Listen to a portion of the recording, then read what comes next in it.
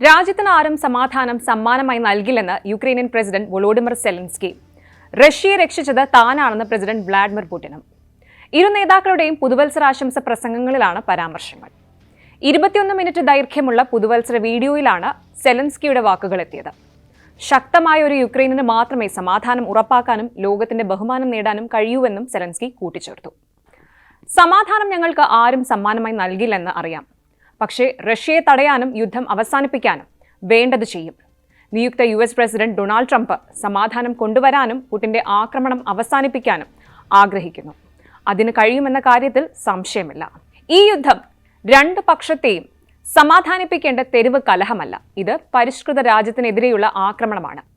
അമേരിക്കയ്ക്കൊപ്പം റഷ്യയെ നീതിയുക്തമായ സമാധാനത്തിലേക്ക് പ്രേരിപ്പിക്കാനുള്ള കരുത്ത് ഞങ്ങൾക്കുണ്ട്, സെലൻസ്കി പറഞ്ഞു. യുദ്ധത്തിലോ ചർച്ചകളിലോ റഷ്യയെ വിശ്വസിക്കരുത്. റഷ്യക്കാർക്ക് സ്വതന്ത്രരായവരെ ഭയമാണ്. അവർ സ്വാതന്ത്ര്യത്തെ ഭയപ്പെടുകയാണ്. കഴിഞ്ഞ വർഷം യുക്രൈൻ തെക്കൻ റഷ്യയിലെ കുർസ്ക് മേഖലയിലേക്ക് നുഴഞ്ഞുകയറ്റം നടത്തുകയും റഷ്യക്കെതിരെ ദീർഘദൂര ഡ്രോണുകൾ ഉപയോഗിച്ച് ആക്രമണം നടത്തുകയും ചെയ്തു.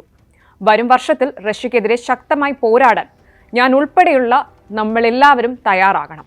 അത്തരമൊരു യുക്രൈനിന് മാത്രമേ യുദ്ധകളത്തിലും ചർച്ചകളിലും ബഹുമാനമുണ്ടാവൂ, സെലൻസ്കി വ്യക്തമാക്കി. 2024 ഞാൻ നിങ്ങൾക്ക് നന്ദി പറയുന്നു. യുക്രൈനിലെ പൗരന്മാർ അഭിമാനത്തിന്റെ ഉറവിടമാണ്. ഇങ്ങനെയുള്ള ഒരു രാഷ്ട്രത്തെ തോൽപ്പിക്കാൻ ഒരു ക്രൂയിസ് മിസൈലിനും കഴിയില്ലെന്ന് തെളിയിക്കുന്ന യുക്രൈനിയക്കാർ. ഇങ്ങനെ ഒരു ജനതയുടെ പ്രസിഡന്റ് ആയതിൽ എനിക്ക് സന്തോഷമുണ്ട്, അഭിമാനമുണ്ട്.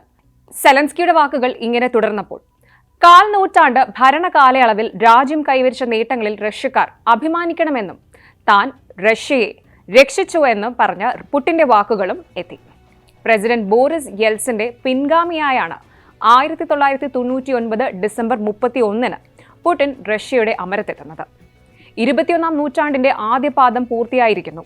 റഷ്യയ്ക്ക് ഇനിയും ഒരുപാട് മുന്നോട്ട് കുതിക്കാനുണ്ടെന്നും ഇതിനകം തന്നെ നേടിയ നേട്ടങ്ങളിൽ നമുക്ക് അഭിമാനിക്കാമെന്നും പുടിന്റെ വാക്കുകൾ. 2025 രാജ്യം ആത്മവിശ്വാസത്തോടെ മുന്നോട്ട് പോകുമെന്നാണ് പ്രസംഗത്തിലുടനീളം പുടിൻ സൂചിപ്പിച്ചത്.